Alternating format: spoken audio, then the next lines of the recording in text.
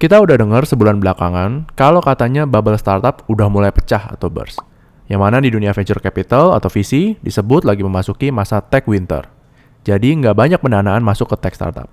Kalau izin ngutip dari Jeremy Irons di Margin Call, ini ibaratnya the music is about to stop. Atau setidaknya sudah semakin kecil volumenya. Tapi ini sesuatu yang foreseeable nggak sih? Sejujurnya gue sih udah ngelihat ada tanda-tanda ini akan terjadi sejak awal culture tech startup ini marak di Indonesia. Pertama, kita tahu kalau there's no free lunch. Sedangkan startup malah berlomba-lomba diskon besar-besaran, marketing gila-gilaan, sampai hire brand ambassador dari K-pop idol ternama. Itu semua nggak mungkin pakai daun kan bayarnya. Jelas itu semua pakai duit orang lain. Dan dalam hal ini adalah investor mereka. Jadi burn rate sangat-sangat tinggi dari para startup untuk berkompetisi dengan sesamanya, yang mana kayaknya itu strategi bisnis yang memang beresiko tinggi. Kedua, kita juga tahu kalau rata-rata startup masih akan membukukan rugi untuk 5-10 tahun ke depan, bahkan bisa lebih lama daripada itu.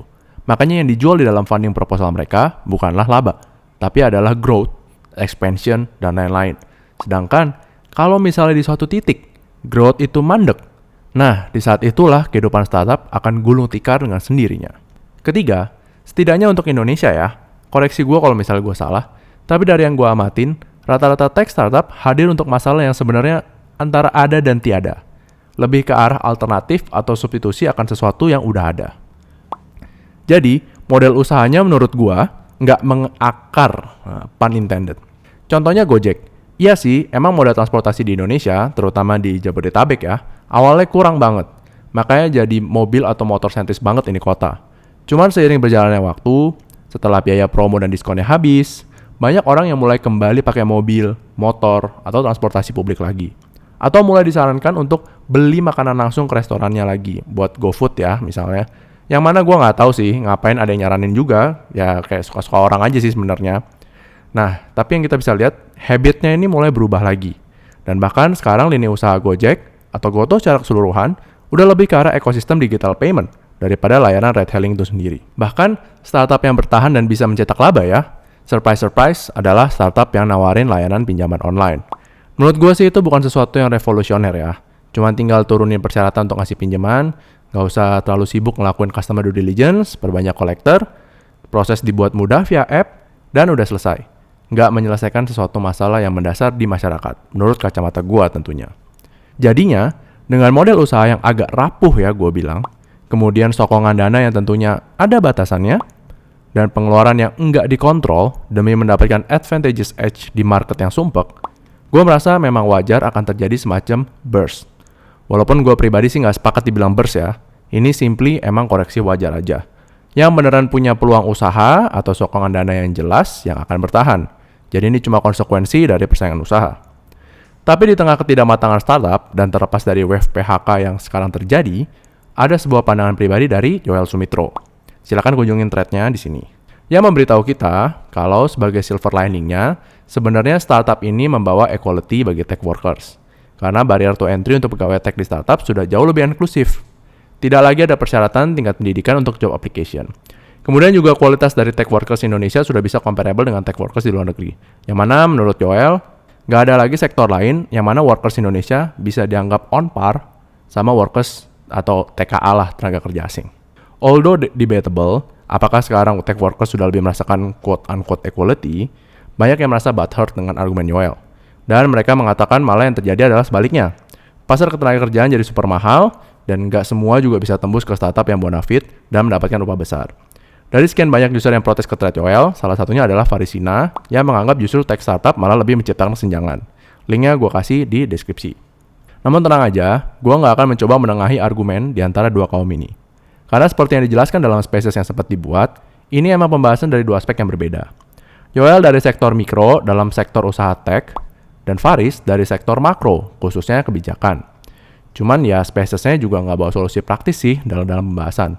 Jadinya ya emang cuma sekedar berkeluh kesah masal aja ya.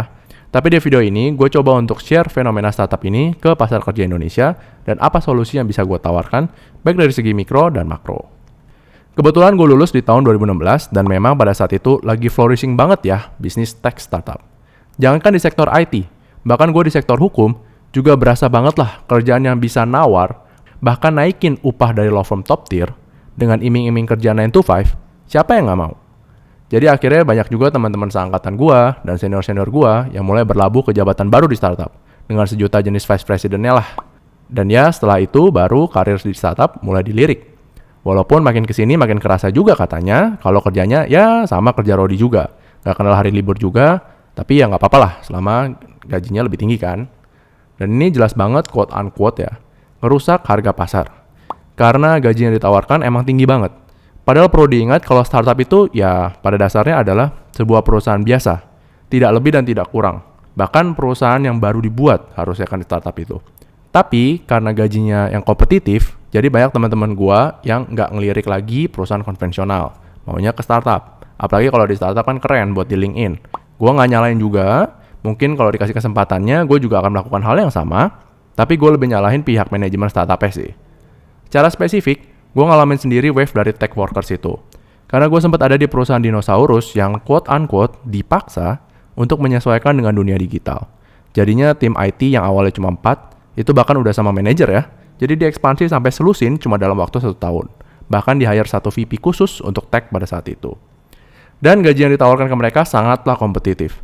Bahkan divisi gue yang awalnya divisi premium jadi kesalip juga sama mereka. Karena saking begitu pentingnya investasi teknologi untuk banyak perusahaan, apalagi ada tekanan dari investor. Nah, dari sini mulai muncul kecemburuan sosial dari divisi-divisi lain yang jauh lebih lama ada di perusahaan. Wajar sih, karena mereka adalah orang-orang yang udah 10 tahun lebih ada di kantor dan loyal ke perusahaan. Atau mungkin nggak ada opsi lain ya, gue juga nggak tahu sih. Dan bahkan gaji mereka akhirnya cuma jadi remah-remah doang. Gue pribadi sih nggak begitu peduli, tapi kalau secara anekdotal, mau dilihat ada nggak kesenjangan, ya kalau dari mata gue sendiri, ya ada. Tapi mungkin secara makro belum tentu berpengaruh begitu signifikan sampai menaikkan indeks Gini nasional. Oke, sekarang gue coba ngomongin solusinya. Terlepas dari ada apa enggaknya dampak inequality karena tech startup, tapi kesenjangan itu dimanapun juga pastilah ada. Apalagi di dunia yang didominasi kapitalisme.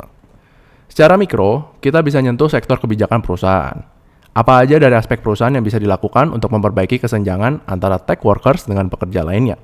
Selemah-lemahnya iman, ya sebenarnya tinggal buat struktur dan skala upah. Baik secara vertikal, jadi berapa gaji staff, supervisor, lead, manager, VP, sampai ke direktur sekalian, dan secara horizontal, berapa range gaji perbedaan antara divisi marketing, HRD, legal, sales, sampai divisi IT. Ketika udah dibuat tabulasi data seperti ini, harusnya lebih bisa dilihat berapa sih perbedaan upah di antara divisi dan jabatan, dan harusnya ditentuin berapa persentase perbedaan yang sehat di antara masing-masing divisi dan jabatan dalam satu perusahaan. Menjaga tingkat kesenjangan upah yang rendah antar divisi itu penting untuk menumbuhkan ownership ke perusahaan, kecuali emang perusahaannya udah nggak peduli sama rencana jangka panjang perusahaannya sendiri. Kalau dari segi rekrutmen, sebenarnya secara budaya korporasi emang ada yang harus dibenahi, dan so-called burst startup ini ikut membantu menurut gue. Yakni perlu dikuranginya, gue bilangnya sih quote-unquote keberanian dari para CEO startup untuk bayar mahal pegawai ke titik yang udah gak masuk akal. Menurut gue, semahal-mahalnya pegawai, ya baiknya emang ada cap atasnya juga. Agak aneh juga buat perusahaan yang belum bisa menghasilkan profit, tapi berani banget buat nawar harga setara agensi yang pasti lebih fast pace dalam menghasilkan revenue dengan cost yang relatif jauh lebih kecil. Startup hire tech workers mahal karena banyak proyek roro jonggrang. Butuh apa-apa jadi cepet. Makanya hire orang yang dianggap profesional banget sampai berani offer 2 kali atau 3 kali lipat dari gaji yang sekarang mereka punya. Jadinya apa? Ya boros. Iya kalau keran pendanaan jalan terus. Kalau ngadat, ya udah bye. Makanya manajemen startup harus paham kalau offer tenaga kerja mahal itu baik. Tapi pastikan nggak jauh overprice juga. Bahkan jangan sampai gaji VP teknologi 5-10 kali gaji bawahan langsungnya. Ya gimana nggak terjadi kesenjangan dalam suatu perusahaan. Dan juga, meskipun sekarang nggak ada syarat pendidikan atau apa, bukan berarti mereka yang tidak memiliki pendidikan tinggi bisa dapetin pekerjaan di sektor teknologi. Ini terkadang agak false alarm menurut gue. Kayak meskipun secara persyaratan nggak diskriminatif dan lebih inklusif, tapi pas tes, pas interview, tentunya punya edge adalah mereka yang lebih berpengalaman, datang dari background edukasi yang lebih tinggi, dan seterusnya. Jadi practically impossible juga buat mereka yang tidak punya, kalau bahasa sekarangnya sih, ya privilege itu. Cara buat bypass ini menurut gua adalah manajemen startup harus paham long-term investment dengan business plan yang mumpuni. Jadi mereka bisa mendapatkan bakat-bakat underrated dengan harga yang sesuai. Tapi emang nyari mereka ini butuh waktu yang lama. Dan terkadang mereka datang itu masih rough diamond dan mesti harus di-shaping lagi. Tapi di masa depan, investment ini seharusnya akan pay off. Beralih ke solusi makro. Menurut gue masalah kesenjangan, terutama kesenjangan upah itu udah inherent dari kebijakan ketenagakerjaan yang ada. Karena basisnya adalah upah minimum. Upah minimum menjadi solusi bagi setiap pekerja untuk mendapatkan quote-unquote ya, basic needs. Tapi nggak ada maksimum cap-nya. Jadi bisa aja gaji CEO itu 50-100 kali gaji seorang staf biasa. Alhasil ya kesenjangan akan terus ada. Kayak yang lalu-lalu, gue selalu tertarik dengan konsep upah maksimum.